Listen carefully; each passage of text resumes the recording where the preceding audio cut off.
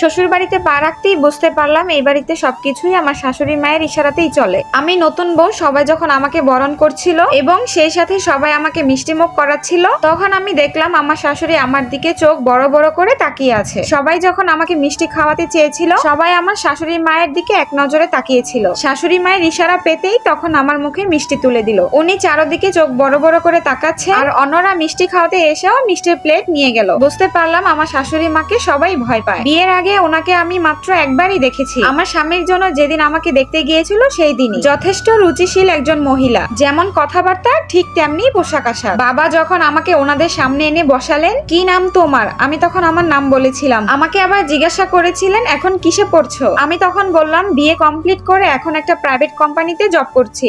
আমার শাশুড়ি তখন বলে উঠলেন মেয়ে আমার পছন্দ হয়েছে। এই কথা বলেই উনি ওনার হাতের আংটিটা আমার হাতে পরিয়ে দিলেন। আমি অবাক হলাম, যার জন্য উনি আমাকে দেখতে এসেছেন তার মুখে কোনো কথা নেই, কিন্তু আমার শাশুড়ি মা তাকে একটিবারের জন্য জিজ্ঞাসা করলেন না যে ওনার আমাকে পছন্দ হয়েছে কিনা। আমার স্বামীকে দেখলাম চুপচাপ তার মায়ের দিকে তাকিয়ে থাকতে। বাসর রাতে আমার স্বামী আমাকে স্পষ্ট ভাষায় বলে দিলেন, দেখো এই বাসার একটা কাজও তুমি নিজের থেকে করার চেষ্টা করবে না, মা যা বলবেন সেটাই মেনে নিবে। উনি কেন বলছেন, কি জন্য বলছেন, কোনো কথাই নাকি জিজ্ঞাসা করা যাবে না, শুধু এইটুকুই চাওয়া তোমার কাছে আমার। সেদিন রাতে মনে হয়েছিল আল্লাহ আমাকে কত বড় একটা বিপদে ফেলে দিল। সারা জীবন ধরে নাটক সিনেমাতে এই কাজিনদের থেকে শুনেছিলাম শাশুড়ি শাশুড়ি হয়, ঝগড়াঝাটি ঝামেলা সারাক্ষণ লেগেই থাকে। আমি ছিলাম ভীষণ শান্তপ্রিয় একজন মানুষ। শ্বশুর বাড়িতে প্রথম দিনই এরকম আভাস পাওয়ায় আমি খুবই চিন্তিত হয়ে পড়লাম। আমাদের বিয়ের সমস্ত অনুষ্ঠান শেষ হওয়ার পরে সেদিন আমি, আমার স্বামী আর আমার শাশুড়ি বাসায় ছিলাম। আমার স্বামীর অফিসের ছুটিও ততদিনে শেষ হয়ে গেল। এইদিকে অফিসেও আমার ছুটির শেষ দিন। আমি ভয়ে ভয়ে শাশুড়ির মায়ের কাছে বলতে গেলাম। শাশুড়ি মা তখনও গুরুগম্ভীর,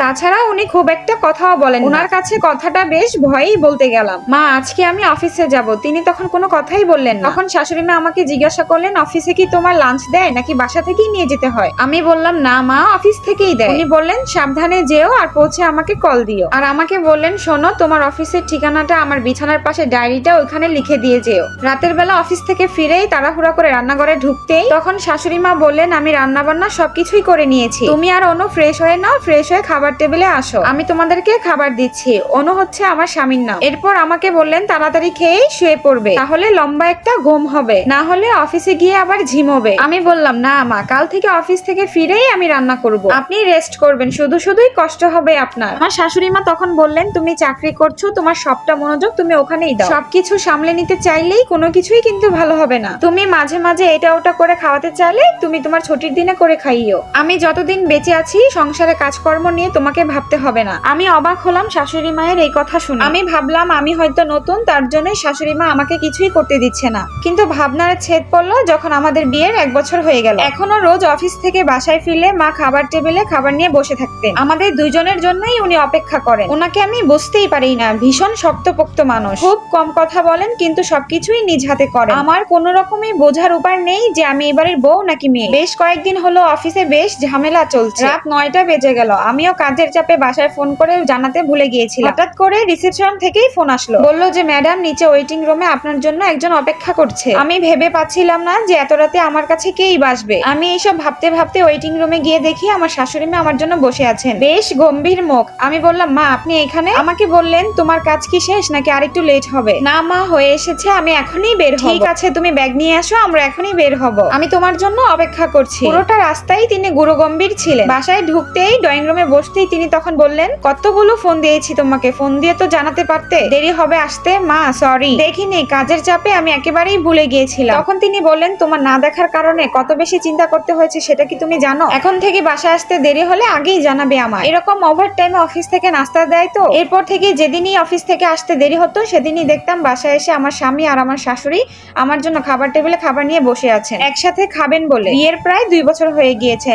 এমন সময় আমরা আমার খালা শাশুড়ির বাড়িতে বেড়াতে গেলাম। গল্পের এক ফাঁকে আমার খালা শাশুড়ি তখন আমাকে একটু খোঁচা মেরেই বললেন, বউ খালি বাইরে কাজ করলেই চলবে, বাচ্চা নিবে কবে? আমি আমতা আমতা করতে কিছু একটা বলবো তখনই দেখ ওদের প্ল্যান অনুযায়ী ওরা ওদের সময় মতোই নিবে। আর সবচাইতে বড় কথা উপরওয়ালা যখনই দিবে ওরা তখনই নিবে। ওদের এসব পার্সোনাল কথা তুমি কেন জিজ্ঞাসা করছো? এটা কিন্তু একেবারেই ভালোই দেখায় না। আমরা না হয় নিজের মানুষ, এরকম প্রশ্ন অন্য কাউকে করলে লজ্জায় পড়তে হবে। তখন আমার খালা শাশুড়ির মুখ চুপসে গেল। আমার খালা শাশুড়ি তখন রেগে গিয়ে বললেন, বউকে এত মাথায় তুলো না, যখন দেখবে মুখে চুলকানি দিবে তখন বুঝবে। আমাদের বাড়ির বউরা কি তোমাদের বাড়ি বউদের মতো কাজের লোক নাকি যে আমায় দেখে রাখবে? তোরা তো সারা জীবন আমার সাথে খারাপ ব্যবহারই করেছিস। আমি না হয় আমার বউকে আদর দিয়ে মাথায় তুলে রাখি, আমার বউ আমাকে দেখবে কিনা সেই আশা তো আমি করি না। ঘুরে ফিরে আমি আমার কানের দুল খুলতে খুলতে শাশুড়ি মায়ের কথাই ভাবছিলাম। এত শক্তপোক্ত মানুষ, কি দারুণ ব্যক্তিত্বই তার সাথে কি আবার কেউ খারাপ ব্যবহার করতে পারে? ভীষণ কৌতূহল নিয়ে কথাটা জানার জন্য শাশুড়ি মায়ের কাছে গেলাম। আমি ড্রয়িং রুমে গিয়ে দেখলাম মা বসে আছেন। মার পাশে গিয়ে বসলাম এবং গল্প করতে করতে মাকে জিজ্ঞাসা করলাম, মা আপনার সংসার জীবন কেমন ছিল? মা তখন খুব শান্ত কণ্ঠে বললেন,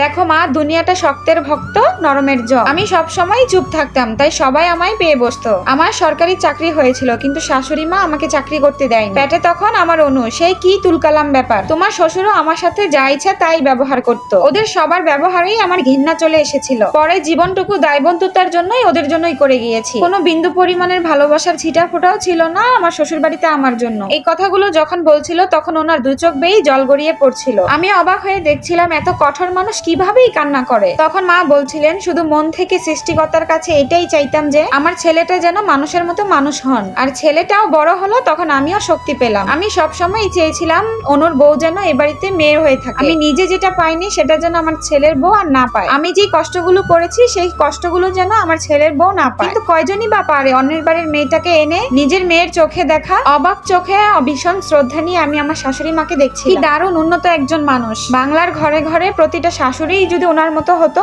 তাহলে ছেলের বউগুলো কতই না সুখে থাকতো। আর এই ভিডিওটা একটা আপুর লাইভ থেকে নেওয়া। যদি ভিডিওটা ভালো লেগে থাকে তাহলে একটা শেয়ার করে দিবেন আর সবসময় ভালোবাসা দিয়ে পাশে থাকবেন।